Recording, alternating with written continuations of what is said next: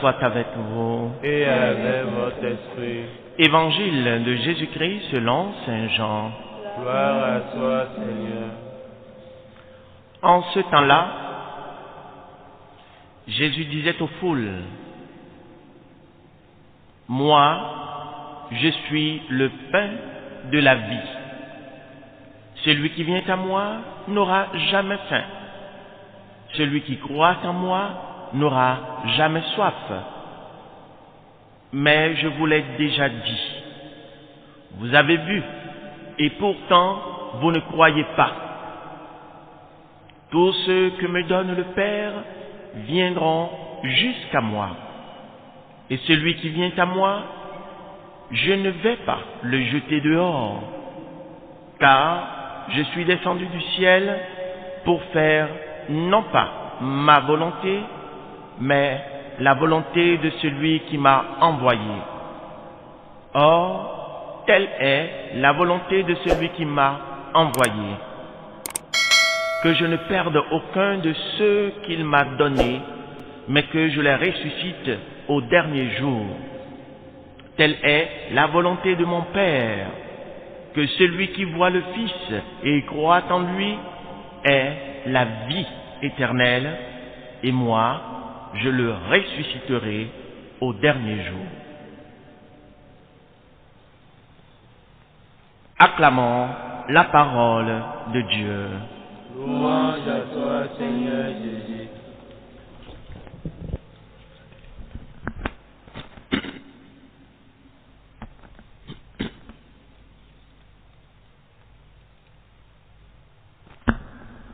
Que soient loués Jésus et Marie. Maintenant et à jamais. Frères et sœurs bien-aimés, en cette fête de Marie, Mère du Bon Conseil, qui se place cette année au cœur du temps liturgique de Pâques, nous sommes en la 3e semaine de Pâques, aujourd'hui, mercredi. La liturgie de la parole est centrée sur le discours de Jésus sur le pain de vie. Pour comprendre le message de Jésus dans tout ce chapitre, il est bien de faire quelques pas en arrière, car tout ce chapitre 6 de Saint Jean est un discours, profond discours de Jésus sur le pain de vie, qui annonce et préfigure la Sainte Eucharistie. Vers la fin de ce chapitre, certains habitants de Capharnaüm, certains disciples vont même se scandaliser et se dire, mais ce discours est trop dur, qui peut l'entendre? Certains vont rebrousser chemin, d'autres vont dire, mais qui est-il celui-là pour nous donner sa chair à manger? Frères et sœurs, le message du Christ dans ce chapitre est plus que jamais actuel et urgent. Mais tellement urgent que si nous ne le répétons pas et ne l'expliquons pas, nous risquons de demeurer dans les ténèbres, dans une lourde pénombre qui malheureusement, à notre époque, enveloppe pas seulement le Bénin ou l'Afrique, mais le monde entier. Où allons-nous? Que faisons-nous de notre vie? Frères et sœurs, les hommes deviennent de plus en plus pervertis. Les hommes ont de plus en plus oublié Dieu, la sagesse, et se donnent de faux conseils, des conseils qui n'en sont pas. 1. Stupidité, dépravation. Les gens cherchent Dieu. Oh oui, en Afrique, nous cherchons tellement Dieu. Mais comment et pourquoi? Revenons à notre texte. Jean, chapitre 6, verset 24 et suivant. Jésus avait multiplié les pains. Qu'il vous souvienne, Jésus avait demandé à Philippe, où pourrions-nous trouver à manger pour ces gens? Il y avait 5000 hommes, sans compter les enfants et les femmes. Et Jésus avait accompli un grand miracle. Ils avaient mangé. Le peuple présent avait mangé à satiété. Et des pains qui restaient, on en ramassa jusqu'à 12 paniers. Ainsi donc, nous arrivons à ce verset 24. Les gens se dirigèrent vers Capharnaüm, à la recherche de qui? De Jésus, dit le texte, puisque Jésus savait qu'on allait le prendre pour le faire roi. Jésus s'éclipse dans, donc, la discrétion, l'humilité. Mais les gens le cherchent, c'est ce que nous dit le texte. Ils se rendent tous à Capharnaüm et se mettent à la recherche de Jésus. Beaucoup cherchent Jésus. Tu cherches aussi peut-être Jésus. Je cherche Jésus. Nous cherchons Jésus. Mais tous, pas de la même manière et certainement pas pour les mêmes raisons. Ô Seigneur Dieu d'amour, donne-nous de te chercher pour toi, de te trouver, de t'aimer encore plus que nous t'aimons aujourd'hui. Le texte dit, l'ayant trouvé sur l'autre rive, ils lui dirent, Rabbi, quand es-tu arrivé ici? Un peu comme pour dire, mais maître, quand es-tu arrivé ici? Tu ne nous as rien dit, on te cherchait. Alors Jésus fait cette réponse. Écoutons bien. Jésus prend un air solennel. Amen, amen, je vous le dis. Vous me cherchez non parce que vous avez vu des signes, mais parce que vous avez mangé de ces pains et que vous avez été rassasiés. Mamma mia. Imaginez, mon frère, ma soeur, imagine que Jésus te dit ces paroles aujourd'hui.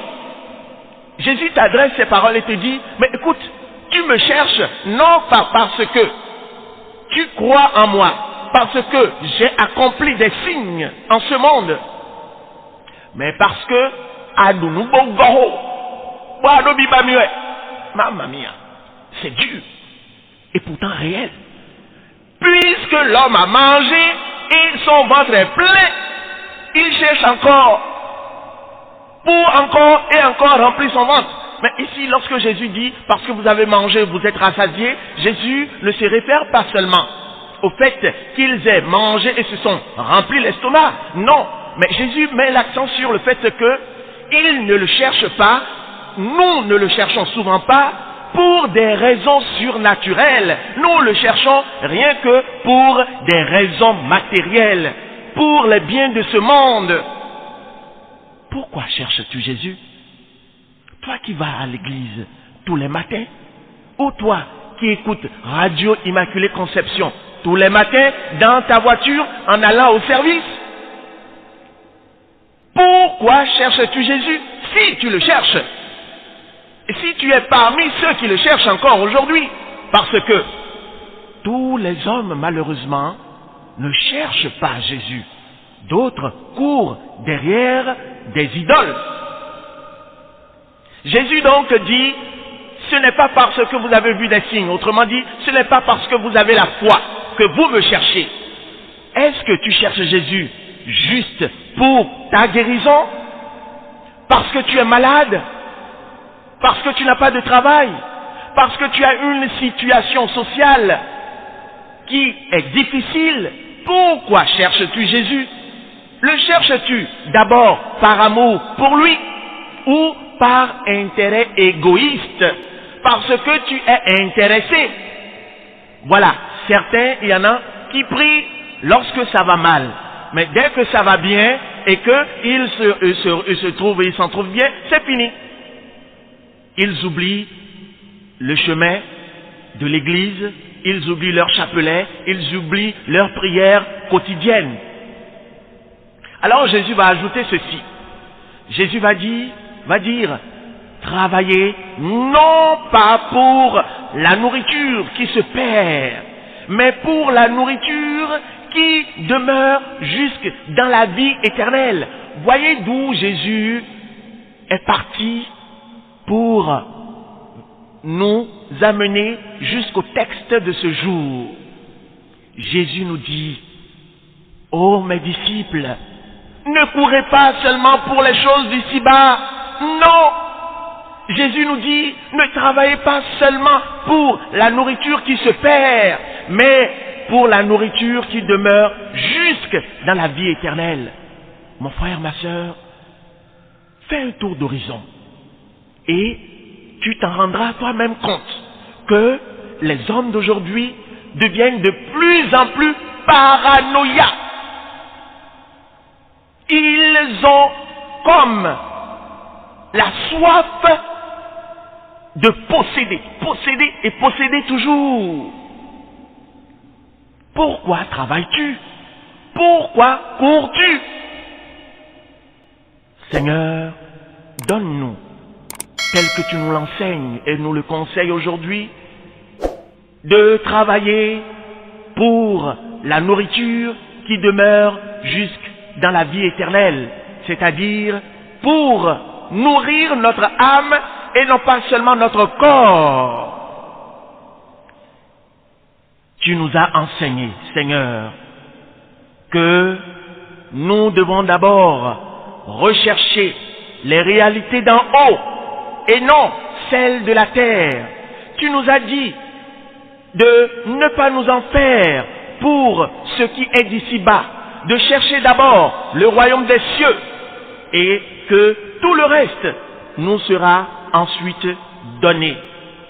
Ne vous faites pas de trésors sur la terre, là où les mythes et les vers les dévorent, où les voleurs percent les murs pour voler, mais faites-vous des trésors dans le ciel, là où il n'y a pas de mythes ni de vers qui dévorent, pas de voleurs qui percent les murs, car là où est ton trésor, là aussi sera ton cœur. Seigneur, tu nous as dit en Matthieu 6,33, cherchez d'abord le royaume de Dieu et sa justice, et tout cela vous sera donné par surcroît. Ne vous faites pas de soucis pour demain. Demain aura souci de lui-même. À chaque jour suffit sa peine.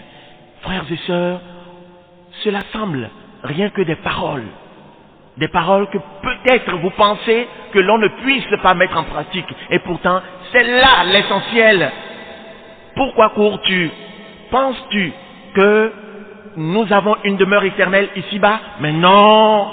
Saint Paul nous le dit. 1 Corinthiens chapitre 15 verset 19. Si nous avons mis notre espoir dans le Christ pour cette vie seulement, nous sommes les plus à plaindre de tous les hommes. Nous sommes les plus à plaindre, que tu sois DG, président, que tu sois banquier, que tu sois ministre ou député, que tu sois, que sais-je encore, DG des DG en ce monde. Sache que si tu ne te bats pas pour le royaume des cieux, ta vie est perdue. Si nous avons mis notre espoir dans le Christ pour cette vie seulement, nous sommes les plus à plaindre, frères et sœurs. Mais que voyons-nous actuellement dans le monde? Oh non, c'est une dérive. C'est une vraie dérive. Les gens sont prêts à tuer, à commettre l'irréparable, juste pour le pain d'ici-bas, juste pour la nourriture d'ici-bas, juste pour les biens d'ici-bas. Et on oublie Dieu. Les hommes oublient qui ils sont. Nous ne sommes pas des bêtes de somme. Nous ne sommes pas nés pour vivre éternellement sur cette terre. Non, notre patrie éternelle, c'est le ciel. Et pourtant, plusieurs parmi nous l'oublient totalement. Et Jésus nous fait un discours serré sur le pain de vie. Quel pain cherches-tu? D'abord, ce pain qui périt d'ici-bas ou le pain éternel qui est Jésus, puisque dans l'évangile de ce jour, Jésus va dire « Ego sum panis vitae ». Lorsque Jésus parle à son auditoire, nous sommes à Capharnaüm, Jésus leur a dit de travailler pour la nourriture qui demeure jusque dans la vie éternelle. Et Jésus va leur dire d'accomplir donc les œuvres de Dieu. Son auditoire va lui demander, que devons-nous faire pour travailler aux œuvres de Dieu? Jésus va donner cette réponse. L'œuvre de Dieu, c'est que vous croyez en celui qu'il a envoyé. Donc, l'œuvre principale de notre vie, frères et sœurs, c'est d'abord de croire en Jésus-Christ. C'est d'abord de vivre notre foi chrétienne. Ce n'est pas d'abord d'aller chercher à remplir nos comptes en banque. Non, ce n'est pas d'abord d'aller nous assurer un toit ici-bas, une demeure ici-bas. Non, Jésus, nous l'avons vu tout de suite même, veut que nous cherchions, nous nous assurions d'une demeure éternelle au ciel d'abord. Et le reste nous sera donné en surcroît. Après cette réponse, Jésus va donc leur déclarer, puisque eux demandent un signe, Jésus va leur dire, mais non, ce n'est pas Moïse qui a donné à manger à vos pères au désert. C'est mon Père qui a donné à manger à ce peuple. Jésus donc va leur dire qu'il s'agit en réalité de lui-même. Le pain de Dieu, c'est celui qui descend du ciel et qui donne la vie au monde. C'est ce pain-là que vous devez chercher, que nous devons chercher. Ils lui dirent alors, Seigneur, donne-nous toujours de ce pain-là. Vous voyez un peu comment nous sommes avides d'intérêt, nous sommes avides de nourriture. Jésus leur parle d'un pain spirituel, mais eux tout de suite, ils s'empressent de dire à Jésus, écoute, donne-nous toujours de ce pain-là, le pain dont tu parles là, le pain qui descend, donne-nous, on va manger et on sera toujours rassasié. Mais Jésus continue et leur répond, moi, je suis le pain de la vie. Ego sum panis vitae. Il est le pain de la vie, il est le pain de ta vie, il est le pain de ma vie, de notre vie. Sans lui, il n'y a pas de vie. Les gens, les hommes vivaces, ils ne vivent pas. Ils se traînent, ils ne se portent pas. Frères et sœurs, cherchons de ce pain-là. Jésus insiste aujourd'hui et dit, celui qui vient à moi n'aura jamais faim. Celui qui croit à moi n'aura jamais soif. Donc, Jésus se présente comme celui qui rassasie l'homme qui a faim, celui qui étanche la soif de l'homme. Toute soif est étanchée en lui. Nous le voyons et nous le savons. Beaucoup ont soif d'autre chose et non de Dieu. Beaucoup ont soif de plaisir, d'argent et de biens matériels. Et c'est là, frères et sœurs, que j'aimerais ouvrir une petite parenthèse et attirer notre attention sur les dérives qu'il se passe aujourd'hui. Il se passe des choses. La course au bien matériel. On oublie le vrai pain, le pain du ciel. On oublie que nous avons une fin ultime qui transcende toute fin d'ici-bas pour courir derrière les bagatelles de ce monde.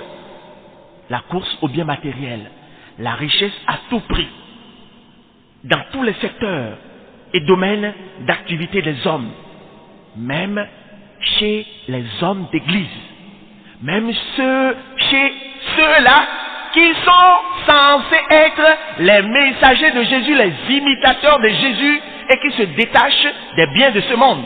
Même parmi ceux-là, il y en a qui courent derrière les richesses d'ici-bas. Oh Dieu d'amour, prends pitié de nous. Voyez l'affaire des Gaïman. Vous savez, ceux que nous appelons ici Gaïman, ici au Bénin, ce sont les cybercriminels. Et l'État béninois est en train de faire un très bon travail pour arrêter, éradiquer ce fléau. Mais vous savez quoi? Il y a des parents qui aident leurs enfants à exceller dans la cybercriminalité. Mais quelle dérive! Pourquoi? Seulement parce que ces enfants cybercriminels procurent de l'argent à leurs parents. Oh les parents, êtes-vous devenus si stupides et si mauvais au point d'encourager vos enfants dans la criminalité parce qu'ils vous donnent des billets de banque, parce qu'ils vous ont ouvert une quincaillerie, une boutique, acheté un terrain ou construit une maison sur cette terre que vous allez laisser un jour et vous perdez le paradis. Vous allez troquer le paradis contre un bout de terre. N'est-ce pas une stupidité? Les parents sont pervertis. Les parents ont perdu la raison. Les parents sont devenus les bourreaux de leurs propres enfants. Pourquoi? Parce que ils ne cherchent plus Dieu. C'est lamentable. Certains parents aident leurs enfants à se cacher, à aller à l'étranger. Oh Seigneur, viens nous aider. Voyez quelle perversion. Il n'y a plus de moralité. De nos jours, tout le monde court derrière l'argent, derrière les intérêts, derrière les profits. Tous les travailleurs cherchent à faire leur propre gris-gris pour avoir toujours plus de clients. Ce que je dis est tellement vrai. On m'a rapporté que de nos jours, plusieurs commerçants, plusieurs centres de commerce ont leur fétiche au beau gain-gain, qu'ils enterrent soit devant leur commerce, soit même à l'intérieur. Seigneur Dieu d'amour, prends pitié de nous. Qui cherchons-nous et que cherchons-nous? Nous avons oublié l'essentiel. Nous nourrissons notre corps pour laisser notre âme à jeun. Plusieurs travailleurs cherchent à faire leur propre gris-gris. Ainsi, pour multiplier leurs bénéfices et attirer plus de clients. Mais vous savez quelle anomalie? Les morgues cherchent plus de clients. Ça vous dit quelque chose? Il y a morgue. Bon, le client, les barres, guégué, ça veut dire quoi? Les hôpitaux cherchent plus de clients qui durent dans leurs hôpitaux. On m'a dit, je n'ai pas vu que même dans les hôpitaux, il y a de gros gris-gris pour attirer les clients, pour que les clients durent dans les hôpitaux. Mamma mia, ça veut dire quoi? Mais on a perdu la tête. Si des clients durent dans un hôpital, vous savez un peu ce que ça veut dire, non? Ça veut dire que la maladie ne finit pas. Oh Dieu d'amour, prends pitié de nous. On dit que, et à justice, les pharmacies cherchent plus de clients. Mais vous voyez un peu ce que ça veut dire? Mais on ne dit pas que ceux qui ont les pharmacies ne doivent pas vendre. Mais il y a quelque chose d'un peu anormal dans tout ça. Et les pompes funèbres, ainsi que les vendeurs de matériel d'obsèques, voire les cercueils, cherchent plus de clients. Ça veut dire quoi? Oh Seigneur, nous perdons le bon sens. Les vendeurs de toute autre chose cherchent plus de clients et chacun enterre ses gris-gris dans son lieu de travail. Frères et sœurs, c'est parce que l'homme a perdu Dieu. Le monde devient, tel que je l'ai dit, de plus en plus pervers, sans foi et, en définitive, sans loi. Au lieu de chercher Dieu, les hommes se cherchent eux-mêmes. Au lieu de chercher Jésus, les hommes se cherchent eux-mêmes. Au lieu de chercher le pain de la vie, les hommes cherchent le pain d'ici-bas. Ils se cherchent eux-mêmes et tombent inévitablement dans un narcissisme qui devient auto-idolâtrie. De fait, l'homme trop centré sur lui-même finit par s'adorer lui-même. C'est ce qu'on appelle auto-idolâtrie. Du véritable et honorable théocentrisme, les hommes de notre époque sont en train de virer à l'anthropocentrisme, ce que saint Augustin a caricaturé en cette phrase devenue proverbiale. Deux amours ont bâti deux cités. L'amour de soi jusqu'au mépris de Dieu, et c'est la cité de la terre. L'amour de Dieu jusqu'au mépris de soi, c'est la cité de Dieu. Que choisis-tu? Et de quel bord te trouves-tu?